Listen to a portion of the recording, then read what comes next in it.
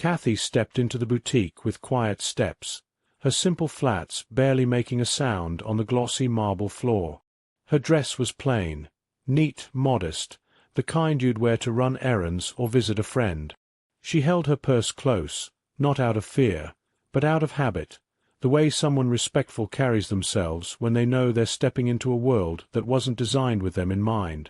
The boutique was elegant, white walls lined with gold accents, designer clothes displayed like artwork, and the faint scent of imported perfume floating in the air. She didn't look like their usual customer. There was no glint of diamonds, no loud entrance, no assistant trailing behind her with bags. But there was something different. Her eyes. They sparkled with warmth, a kind of softness that comes from a life lived with purpose, not possessions. She paused near a display of dresses, her fingers gently brushing the sleeve of a silk gown. Not to touch, just to admire. She smiled at the craft, the detail. She appreciated beauty, even if it wasn't hers to buy. Behind the counter, a pair of boutique workers exchanged glances. One arched an eyebrow. The other smirked. A low whisper floated through the air, just loud enough to carry across the polished room. Lost, maybe. The words weren't said kindly. The woman didn't react.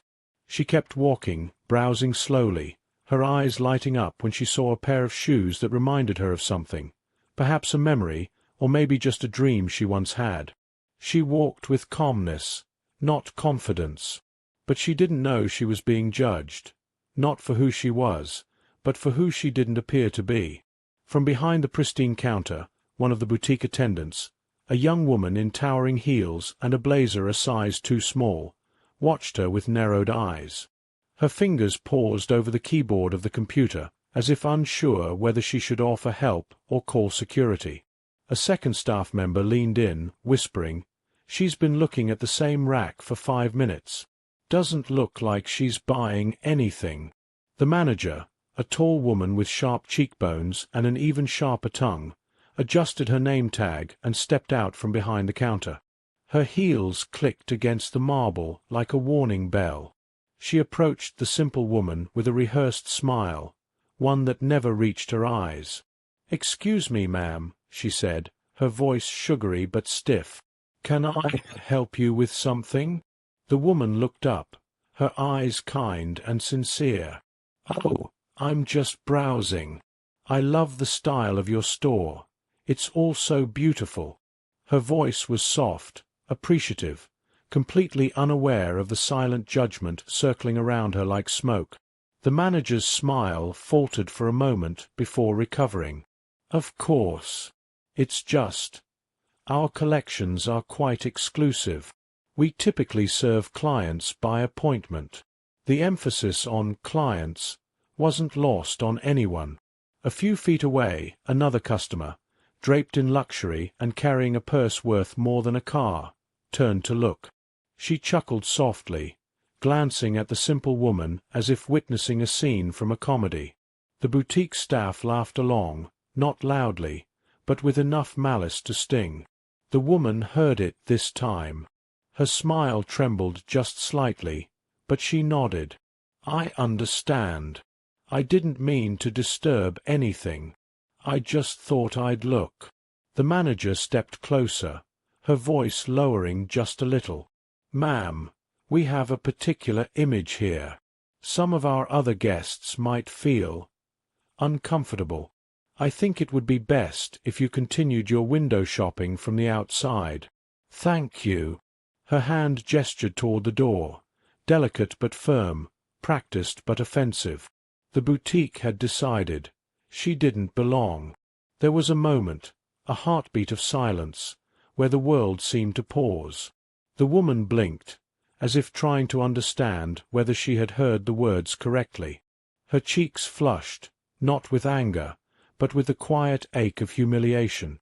She opened her mouth slightly, as if to speak, to explain, to insist that she meant no harm, that she was just admiring, just looking, just being human.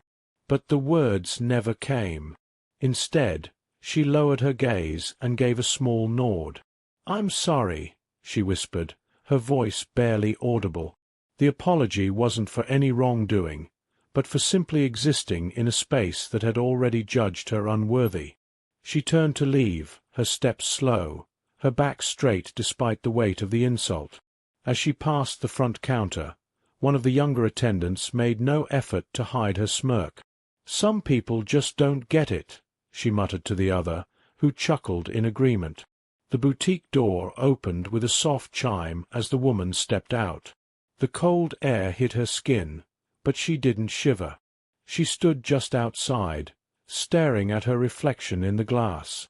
Behind her, the staff resumed their duties, laughter quietly echoing through the luxury-filled room. The woman's reflection stared back at her, not poor, not weak, not less, but simply unseen. She brushed a strand of hair from her face and moved to a nearby bench, the kind placed outside for those waiting or taking calls.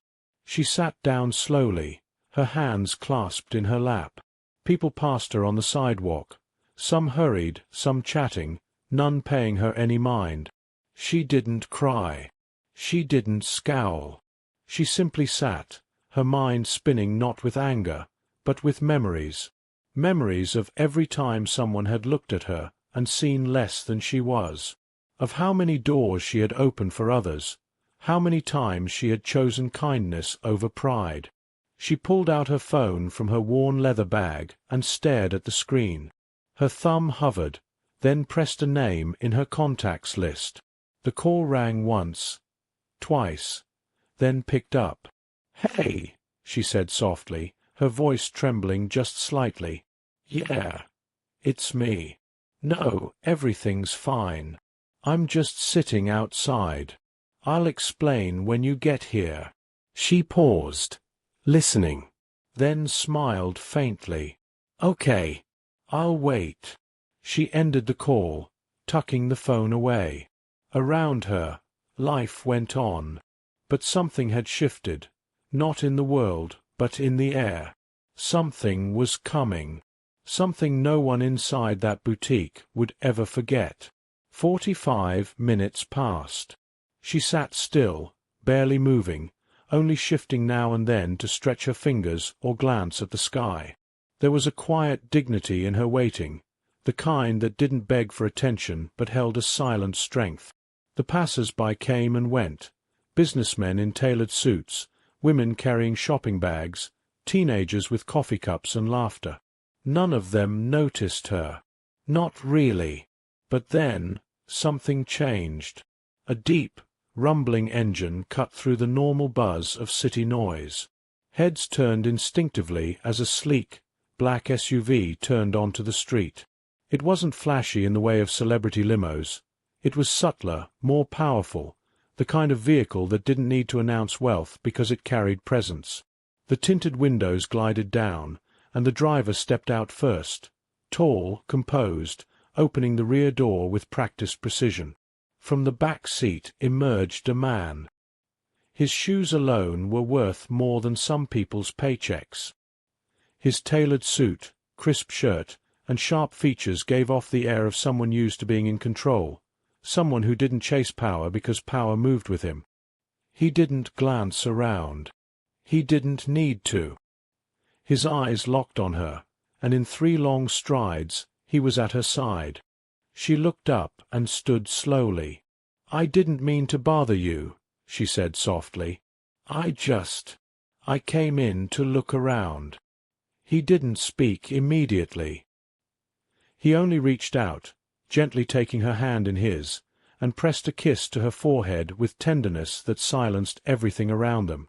She wasn't embarrassed anymore. Not in his presence. She stood taller. The boutique workers watched from inside, their expressions puzzled, then alarmed. One of them squinted, recognition dawning slowly. The manager stepped forward to the window, lips parting in disbelief. "Is that?"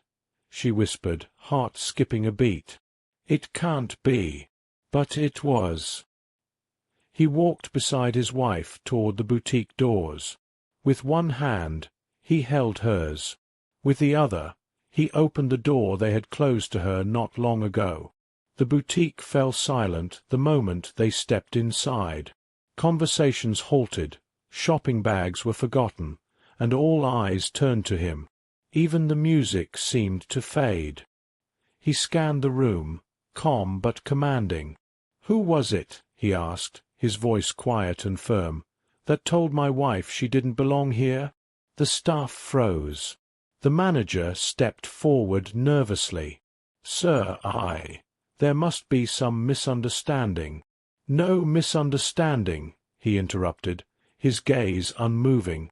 "You judged her, dismissed her, humiliated her, not knowing who she was, not even bothering to ask. You saw her clothes and made a choice. You saw humility and assumed insignificance." He turned slightly, speaking now to the whole room. "This woman," he said, his voice carrying a weight that made the walls seem to listen, "has stood by me when I had nothing. She's the reason I built everything I have. Every business, every partnership, every victory, I owe to her. And while you were laughing, while you were whispering behind her back, she showed more grace than I've seen in boardrooms full of billionaires." The manager's face paled. The assistants looked down, guilt spreading like wildfire. Customers stood still, unsure whether to leave or stay. The moment was too thick to move through. He pulled a sleek card from his pocket and set it on the counter. "I'll be buying this boutique," he said simply. "Effective immediately. Consider this your last day." Gasps filled the air. The staff stared, stunned.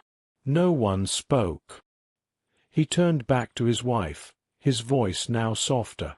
"You don't have to prove your worth to anyone, especially not here. Let's go." They walked out together, past the stunned silence, past the disbelief. The SUV door opened, and before stepping in, he turned one last time. "Remember this," he said to the room. "The way you treat someone you think has nothing, that's who you truly are." Then the door closed. The engine roared to life, and the black SUV disappeared down the street, leaving behind a boutique full of people who would never forget what they saw, and the silence that followed them long after they were gone.